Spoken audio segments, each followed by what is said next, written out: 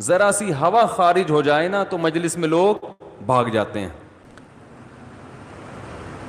جیسے جیسے جس ملک میں عشاء کا وقت داخل ہوا تو اللہ نے جو خاص پیکیج رکھا ہوا ہے اپنے بندوں کے لیے, وہ پیکیج اس ملک کے لیے اسٹارٹ ہو گیا. ہر نیکی کا ثواب ہزاروں گنا بڑھا دیا گیا.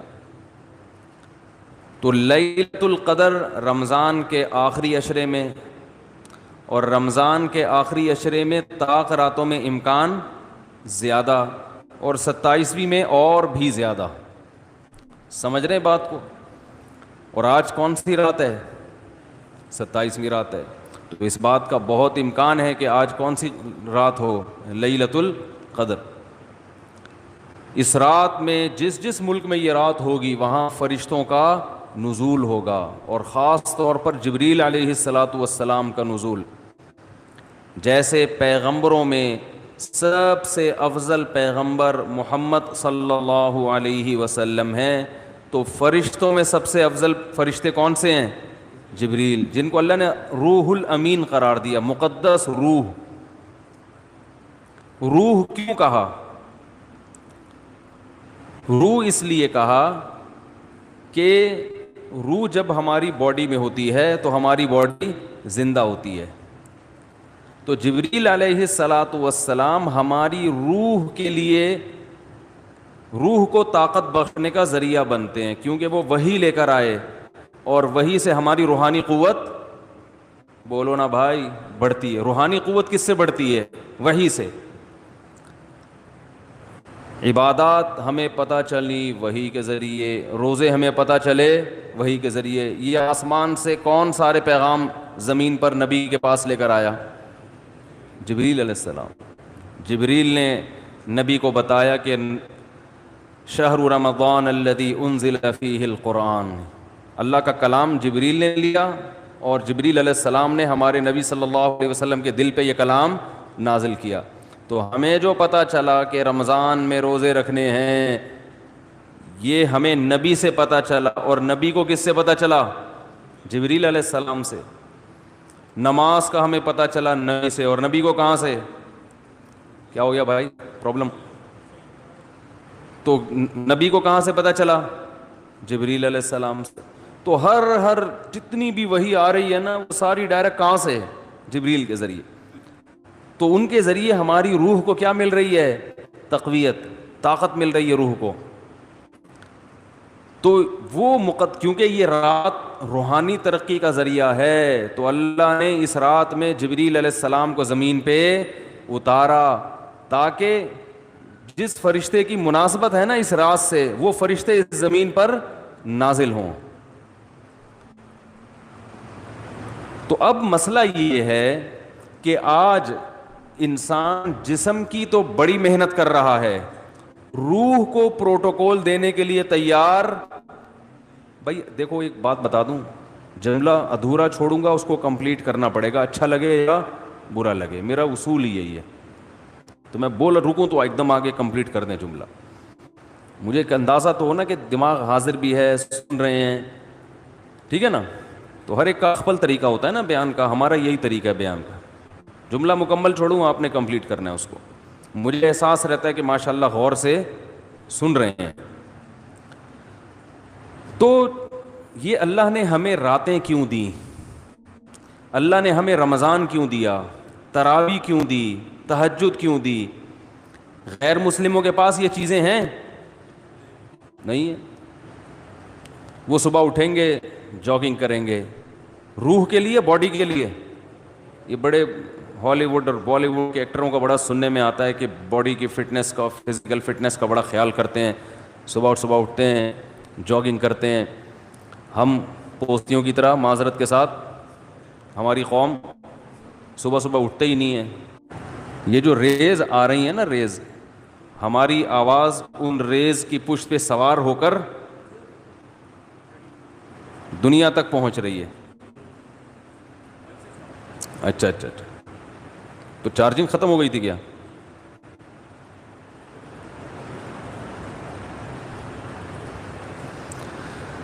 تو میں یہ عرض کر رہا تھا کہ فنکار, اداکار لوگ اپنی فٹنس کا بہت زیادہ خیال کرتے ہیں. آج کل ہر آدمی اگر کرتا ہے تو اپنی باڈی کی فٹنس کا تو خیال کرتا ہے. صبح صبح اٹھ کے جاگنگ کریں گے, ڈائٹنگ, یہ نہیں کہ پراٹھے کھا رہے ہیں آلو کے, تمیز سے کھائیں گے, 1 گلاس دودھ, پھر 2 انڈے ہاف بوائل, ٹھیک ہے نا, پروٹین لینے ہیں, پھر جو ہوتے ہیں نا ڈائٹ جن لوگوں کی. تو باڈی کی محنت تو آج کی جا رہی ہے, روح کو طاقت دینے کی کوشش نہیں کی جا رہی. حالانکہ انسان روح اور جسم دونوں کا مجموعہ ہے. بھائی ایک دفعہ اس کو لگا دیں, جو بار بار آپ اٹھ رہے بیٹھ رہے ہیں نا, میرا بڑا دماغ خراب ہو رہا ہے اس سے, یا تو اس کو بند کر دیں, کوئی ضروری نہیں ہے, ریکارڈ کر لیں ویسے ہی, اس سے جو ہے نا بہت زیادہ ڈسٹربنس ہوتی ہے.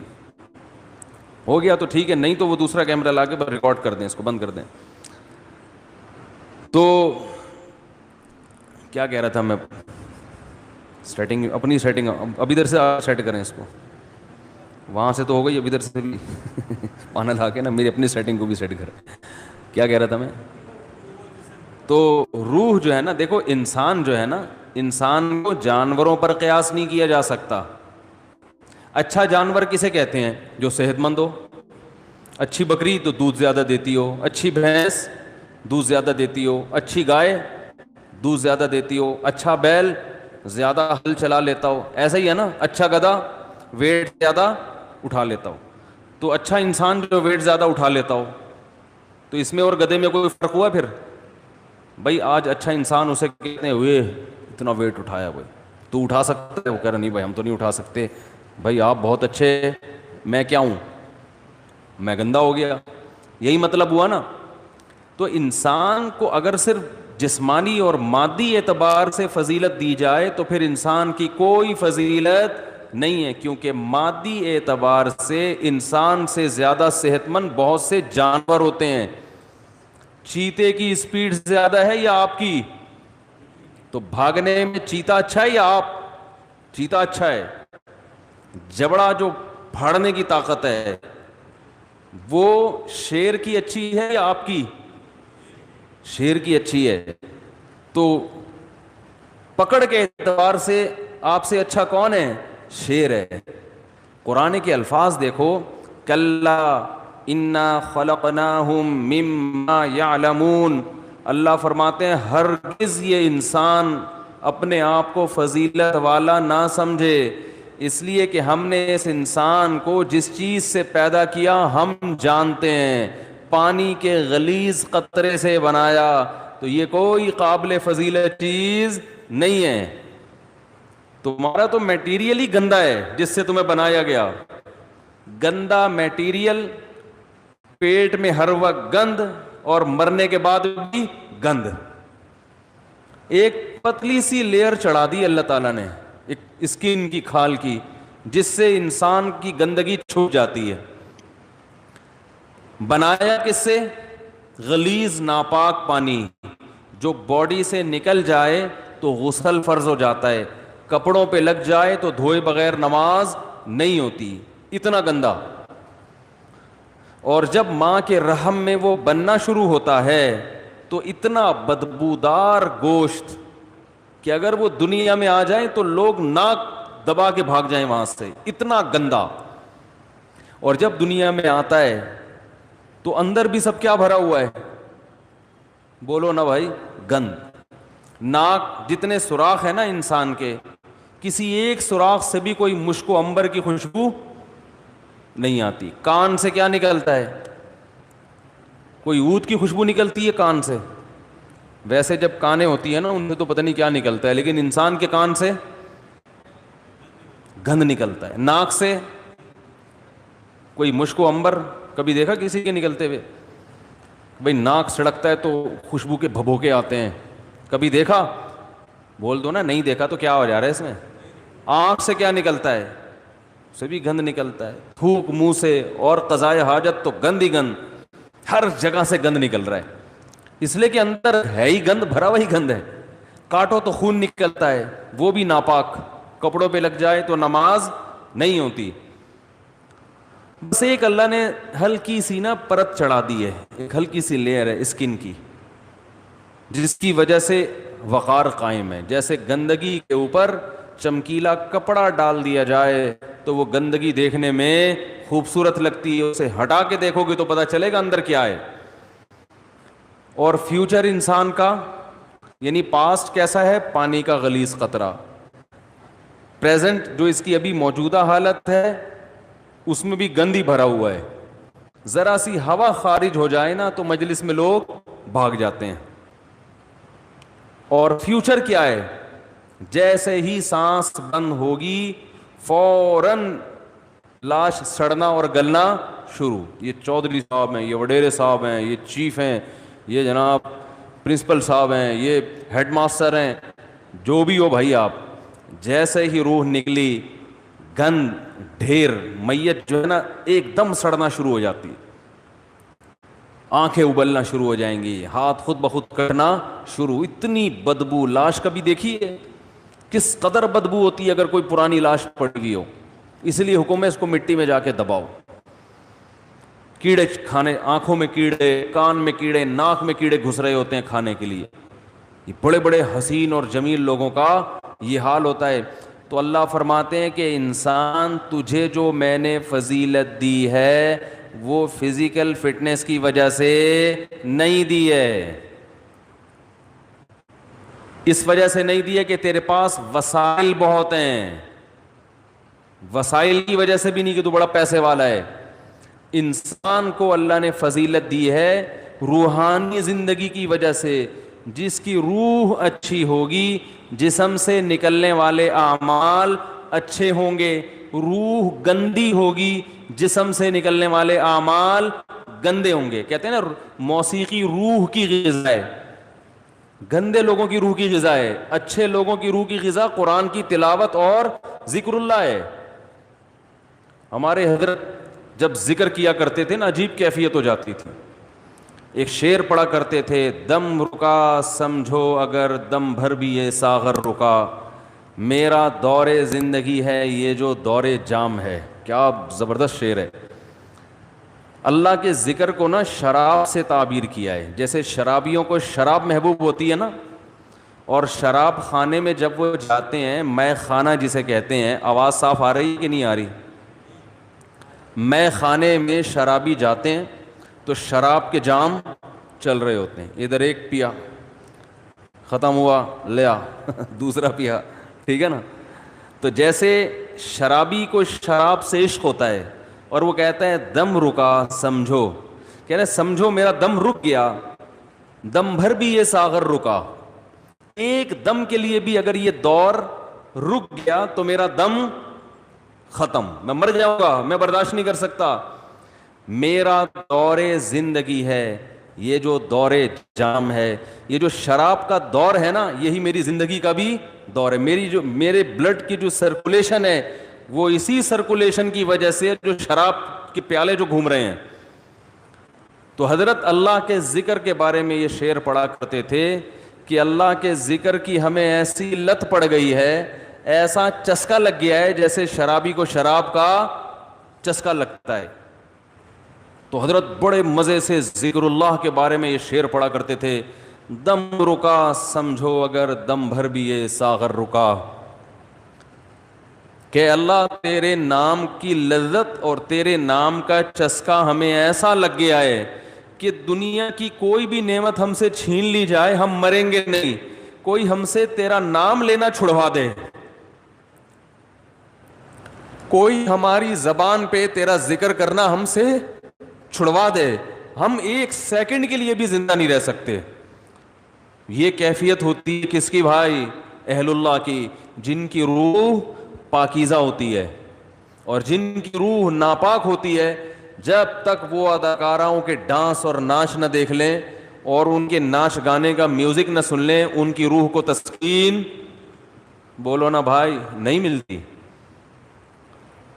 تو روح کی بات ہے. جیسے ہیروئنچی کو اور شرابی کو اس کی باڈی کو تسکین ہیروئن اور شراب سے ملتی ہے, لیکن جس انسان کو اس گندگی کی عادت نہیں ہے اسے تسکین کے لیے شراب اور ہیروئن کا سہارا نہیں لینا پڑتا. اسے تو بدبو آتی ہے, اسے تو گھن آتی ہے.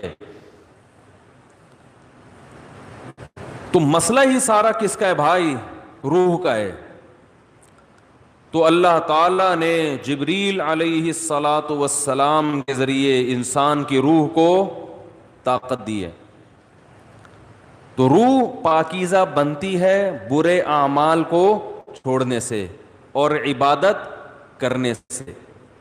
اور جیسے جیسے عبادت کرتا ہے انسان، روح اور زیادہ پاکیزہ ہونا شروع ہو جاتی ہے. یعنی اگر آپ کی روح میں پاکیزگی نہیں ہے تو آپ عبادت شروع کر دو، پیدا ہونا شروع. اور جیسے جیسے پاکیزگی آئے گی، عبادت جو مشکل لگ رہی تھی وہ عبادت آسان ہونا شروع ہو جائے گی. تو آج باڈی کی طرف تو ہماری قوم کی تو نہ باڈی کی طرف توجہ ہے نہ روح کی. لیکن میں تو ان لوگوں کی بات کر رہا ہوں جو لبرل لوگ ہیں، وہ روح کو تو بالکل فوکس کرتے ہی نہیں ہیں. اور ہمارے ہاں تو نہ روح کی فکر اور نہ جسم کی فکر، کسی چیز فکر لیس، ٹینشن فری زندگی. ٹینشن تو فری نہیں ہے لیکن فکر فری کہہ سکتے ہیں، جس کی وجہ سے ٹینشن ہی ٹینشن. کیونکہ جب نہ ادھر کے نہ ادھر کے تو پھر ظاہر ہے کھا کھا کے دھماکے سے پھٹ جائیں گے، اور روحانی زندگی کا تو بیڑا غرق. تو رمضان میں اللہ تعالی دیکھو روح کو طاقت ملتی ہے نفس کے خلاف مجاہدہ کر کے. جب آپ دنیا میں دو نظریات چل رہے ہیں. جو مذہب مخالف لوگ ہیں نا، وہ کہتے ہیں انسان کی ہر خواہش پوری ہونی چاہیے. ان کی پوری دوڑ دھوپ اور قانون سازی اسی کے لیے، مکان سستا ہو جائے، روٹی سستی ہو جائے، کپڑا سستا ہو جائے، ہر ایک کا علاج فری ہو جائے، یہ ہو جائے وہ ہو جائے، جس کے جو دل میں خواہش آئے وہ خواہش پوری ہو جائے. اسی کو انٹرٹینمنٹ کہتے ہیں، اسی کو عیاشی کہتے ہیں. اسلام نے ہمیں بتایا ہے کہ تم جتنی خواہشات پوری کرو گے، ہر خواہش مزید خواہشات کو پیدا کر کے جائے گی. جیسے کورونا وائرس کے کہتے ہیں نا 1 سے 100 ہو جاتے ہیں. اب جس نے پہلا وائرس پیدا کر دیا یا خود بخود ہو گیا قدرت کی طرف سے، تو بس ایک دفعہ کیا، اب وہ ملٹی پلائی، بولو بھائی، ہوتا چلا جا رہا ہے نا. ایک خربوزے کا بیج ڈال دو، اب مزید بیج پیدا کرنے کی ضرورت نہیں ہے، وہ اسی سے خود بخود پیدا ہوتے چلے جائیں گے. اسی لیے شاعر نے کہا ما قضا احد منها لبانته ولن انتهى عرب الا الى عربی، کہ اس دنیا میں آج تک کسی نے اپنی خواہشات پوری نہیں کی ہیں.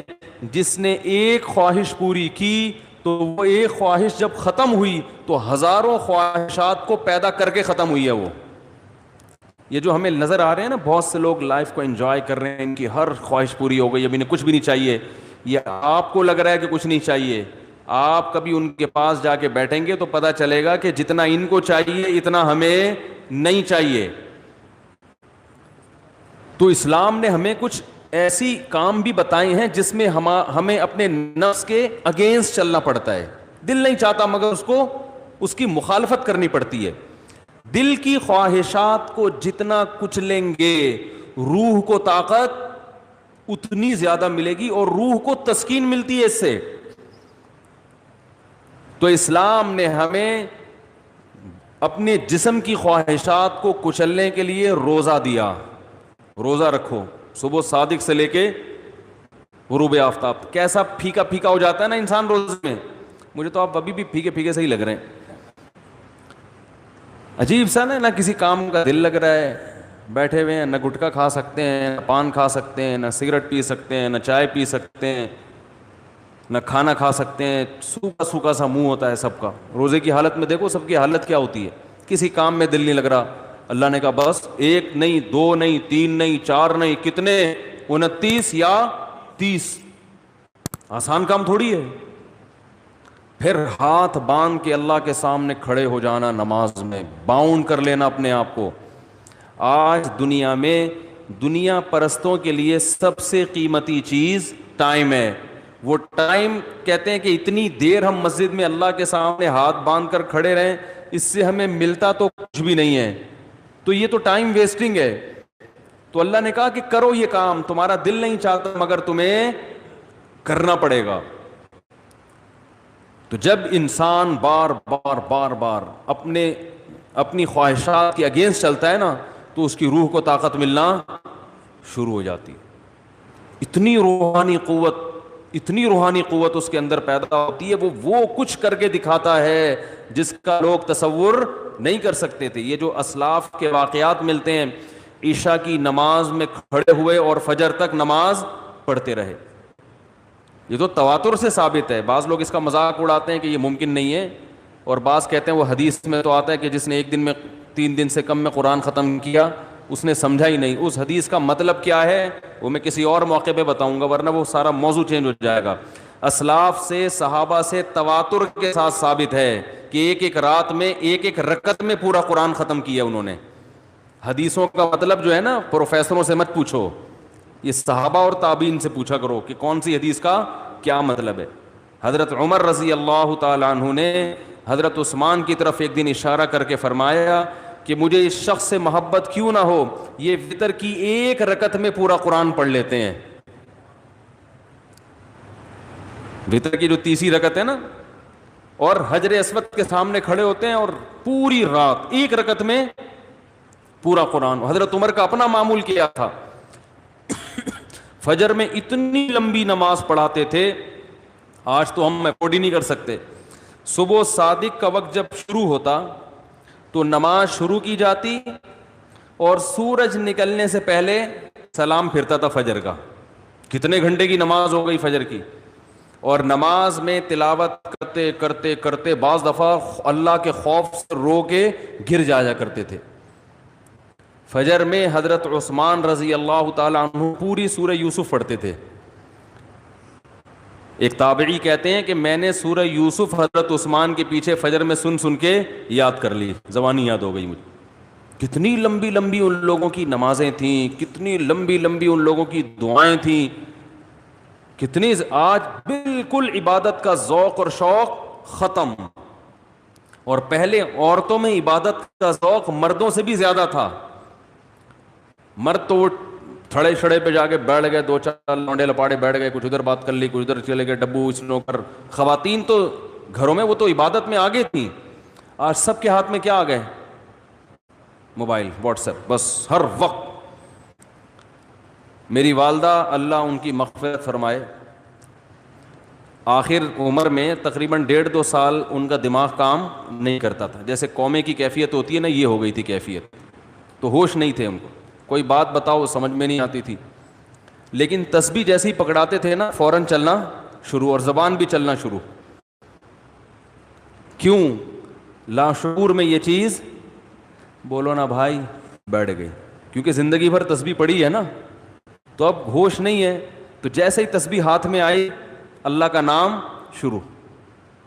میرے بڑے بھائی جب سورہ یاسین کی تلاوت کرتے ان کے سامنے, تو سورہ یاسین کا تلاوت کہ جو کوئی لفظ چھوٹ جاتا نا تو وہ ان کی زبان سے نکل جاتا تھا. جیسے آخری لفظ آ رہا ہے نا مبین, تو وہ رک گیا تو وہ ان کی زبان سے نکل. ایک لاشعور میں سورہ یاسین بہت پڑھی ہے انہوں نے.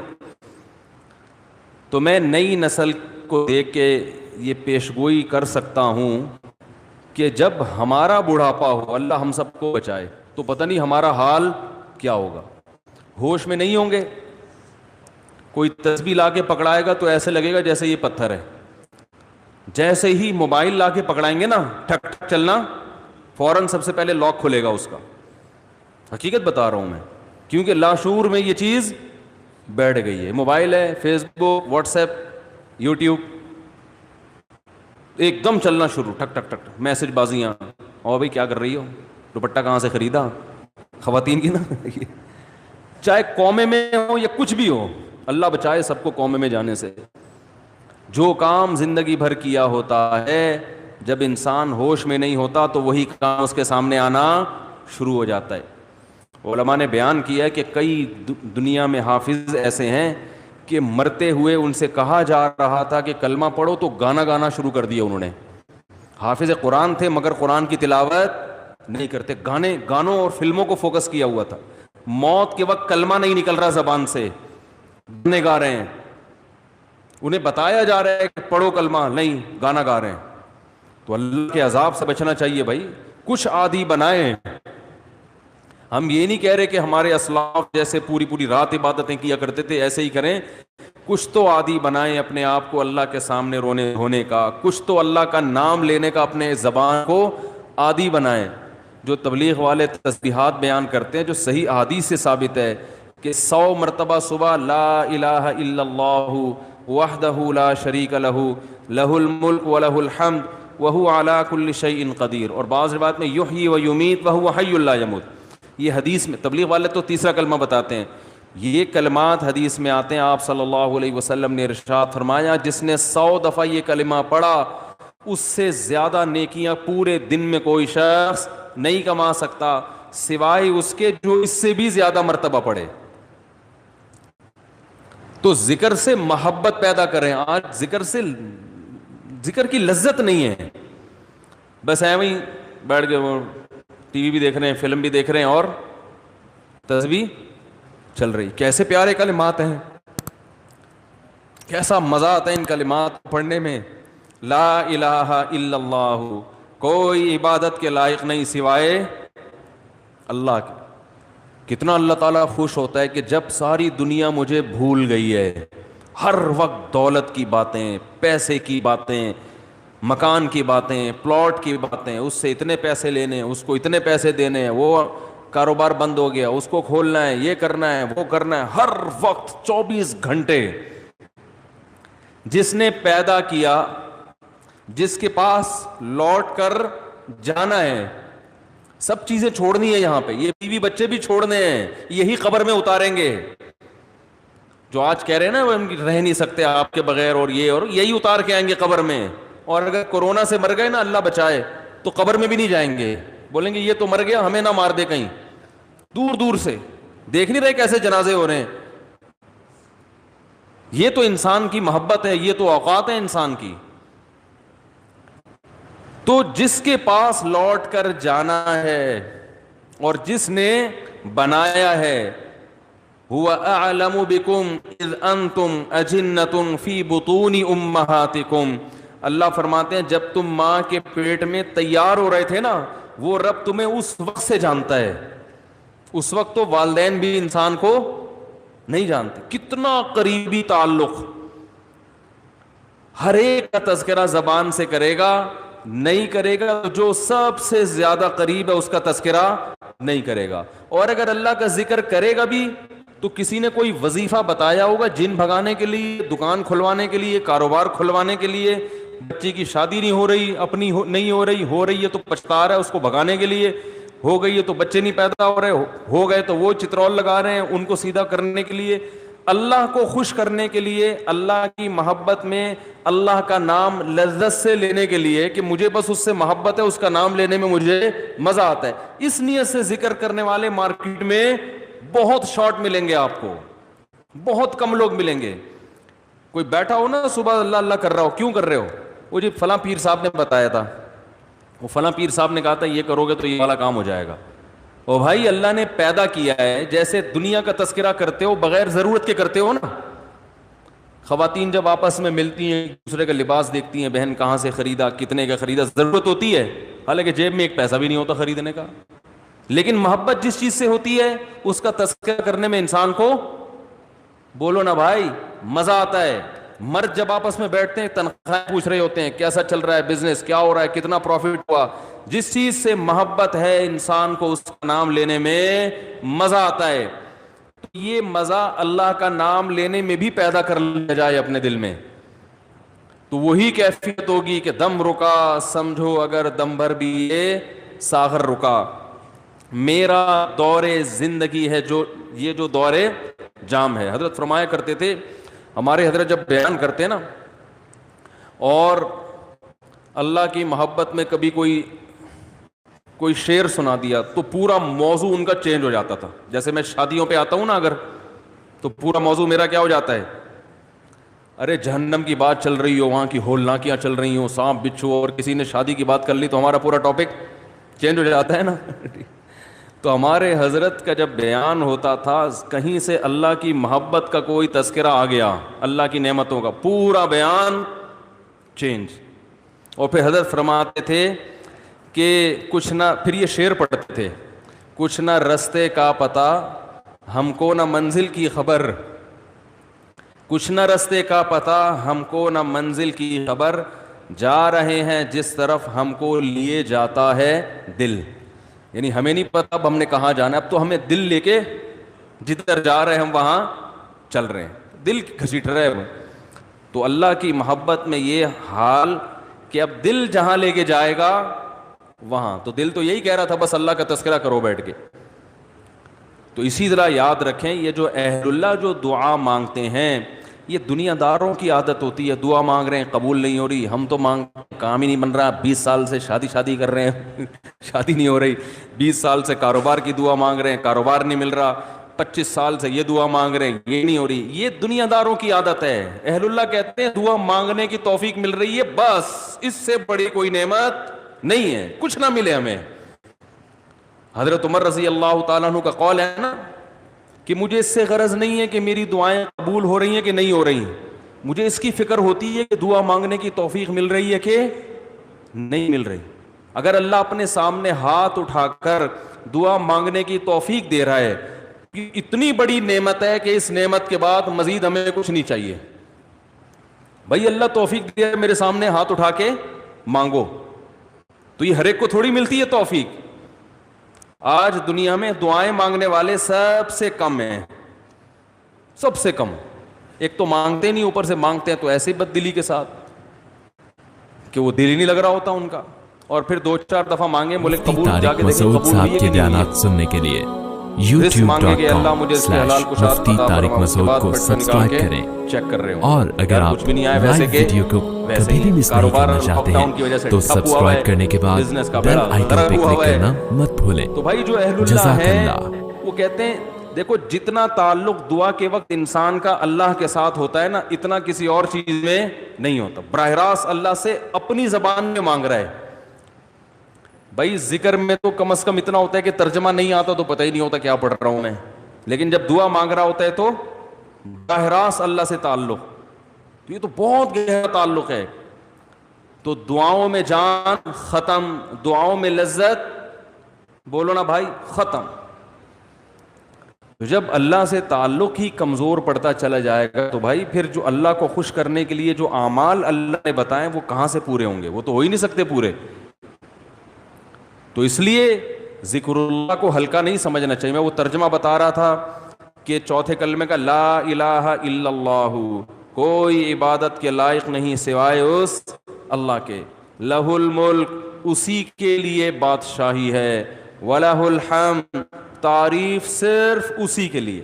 یہ جو کہتے ہیں فلاں بھی اچھا، فلاں پیسہ اچھا، فلاں کی گاڑی اچھی، فلاں کی بلڈنگ اچھی، فلاں کا پلاٹ اچھا، بحریہ ٹاؤن کا مکان اچھا، اسلام آباد کی رہائش اچھی، تو لہ الحمد، اے اللہ تعریف کے قابل صرف کون ہے؟ تو. باقی سب مٹی، فنا ہونے والی چیزیں. او بھائی بحریہ ٹاؤن کا جو مالک ہے کل وہ بھی قبر میں اترے گا. ہم اور آپ کس کھیت کی مولی ہیں؟ 2-4 بنگلے بن گئے بحریہ ٹاؤن میں، 8-10 پلاٹ ہو گئے، وہ آدمی تمیز سے بات کرنا ہی چھوڑ دیتا ہے.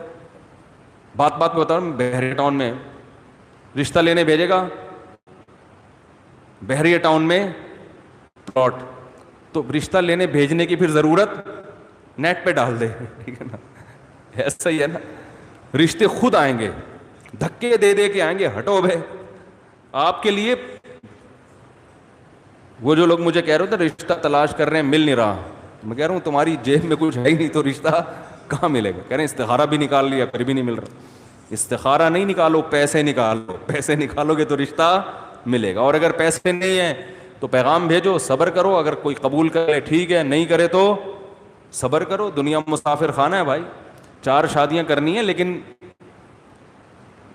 جو جس چیز کی چاہت ہے ضروری تھوڑی کہ وہ پوری بھی ہو جائیں.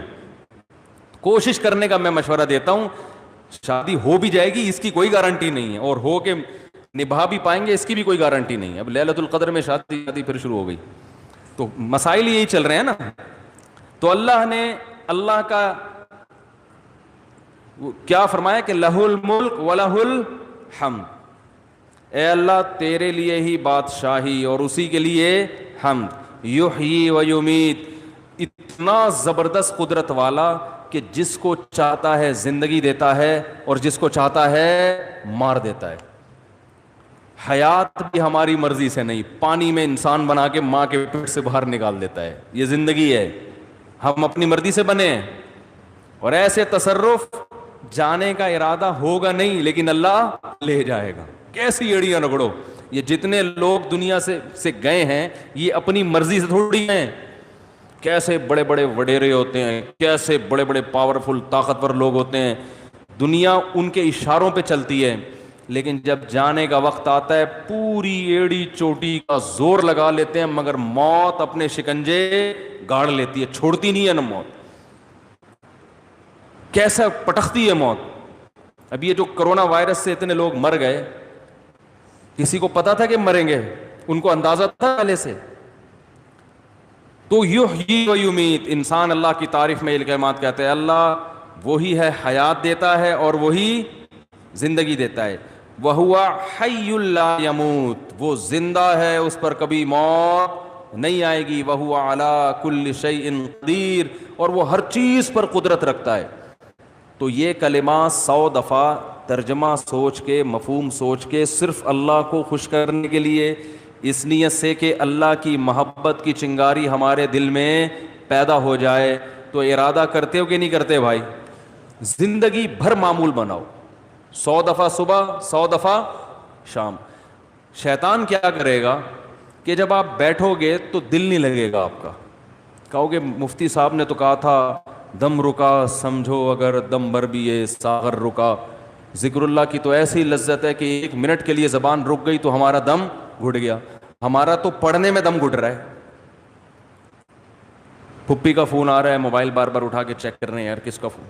آج کل ذکر کر رہے ہوتے ہیں نا, دیکھو تراوی میں ہر 2 رکعت کے بعد بعض لوگ چیک کر رہے ہوتے ہیں, کچھ آیا تو نہیں ہے. خالہ کا فون ہے, پھپھی کا فون ہے, فلانے کا ہے, کیا ہے وہ سب. تو وہ تو اتنی ٹینشن ہے آج کل ذکر کرنا. آپ کہیں گے مفتی صاحب نے فون کیا, مفتی صاحب نے بیان کیا تھا کہ دم رکا سمجھو اگر دم بھر بھی یہ ساغر رکا, تو آپ کا دل نہیں لگے گا. تو چھوڑنا نہیں ہے, دل لگے یا نہ لگے, تھوڑے دنوں کے بعد اس کی لذت دیکھو, ٹیسٹ گین کرنا پڑتا ہے نا. مجھے یاد ہے جب یہ ڈیو نئی آئی نا تو پیپسی والے ڈیو فری میں بانٹ رہے تھے, کیونکہ پہلی دفعہ ڈیو پینا ایسے لگتا ہے جیسے کھانسی کا شربت پی رہے ہیں. ایسا ہی تھا نا, لوگ نہیں پی رہے تھے, انہوں نے فری بانٹی. ہماری قوم ایسی ہے, فری میں آپ بلیچ بھی پلاتے ہیں تو پی لے گی. بھائی فری ہے نا, پیسے تھوڑی خرچ ہو رہے ہیں. تو لوگوں نے فری میں پینا شروع کرتے کرتے اس ٹیسٹ کے کیا ہو گئے, بولو نا یار, عادت پڑ گئی اس کی. تو لت لگانی پڑتی ہے, ٹیسٹ گین کرنا پڑتا ہے. ابھی کبھی اللہ کا نام لیا ہی نہیں ہے زندگی بھر, لیا بھی ہے تو ایسے ہی قوالی میں لیا ہے, قوالیوں میں لے رہے ہیں اللہ کا نام. تمیز بیٹھ کے اللہ کا نام لینا, اس کا بھی ایک ٹیسٹ ہے. کیونکہ غلط چیزوں کا ٹیسٹ اتنا زیادہ, دیکھو جو ڈبے کے دودھ کے عادی ہوتے ہیں نا بچے, ان کو آپ بھینس کا خالص دودھ پلاؤ الٹی کر دیں گے, وہ ان کو اس میں سے بدبو آ رہی ہوتی ہے. حالانکہ وہ بدبو نہیں بلکہ خوشبو ہوتی ہے. بھینس کے دودھ میں بدبو ہوتی ہے, خوشبو ہوتی ہے, خوشبو ہے. میں سعودیہ گیا نا, 2 مہینے کا ویزا تھا میرا, تو 2 مہینے میں نے بھینس کا دودھ نہیں ملا, ڈبے کا ہی پیتے رہے. حالانکہ وہ بھی یہی ہوتا ہے, لیکن ایک پروسیس سے گزر کے پتہ نہیں اس میں وہ ذائقہ ہی نہیں تھا. جب میں یہاں آیا کچن میں جاتے ہی میں نے جیسے ہی دودھ کی دیگچی کا ڈھکن ہٹایا ہے, جو خوشبو کے جھونکے آئے ہیں, میں نے کہا یار کیسا پیارا دودھ ہمیں اللہ نے دیا ہے. فوراً گلاس بھر کے پیا, اتنا ذائقے والا دودھ ہے یہ. تو جو ڈبے کے دودھ کا عادی ہو اسے بھینس کا دودھ پہلے 1 چمچ پلاؤ, دیکھو الٹی تو نہیں کر رہا, پھر 2 چمچ, آہستہ آہستہ آہستہ آہستہ, پھر اسے ایسا چسکا لگے گا کہ ڈبے کا اس کو اچھا نہیں لگے گا. جس بچے کو دیسی گھی کھانے کی عادت نہیں ہے تو اسے آہستہ آہستہ دیسی گھی چٹانا پڑتا ہے. تھوڑے دنوں میں دیسی گھی کی لذت سے مانوس ہو جائے گا, پھر اسے یہ دوسرا گھی اچھا نہیں لگے گا. عرب زیتون اتنا کھاتے ہیں, انہیں زیتون نہ ملے تو مر جائیں. ہمارے یہاں زیتون کسی کو کھلاؤ وہ کہتے ہیں یہ کیا کڑوا. تو ایسے ہی یاد رکھو, انسان اپنی زبان کا ذائقہ خراب کر دیتا ہے. تو اللہ کا ذکر کرتے کرتے کرتے کرتے کیا ہوگا, ٹیسٹ گین ہو جائے.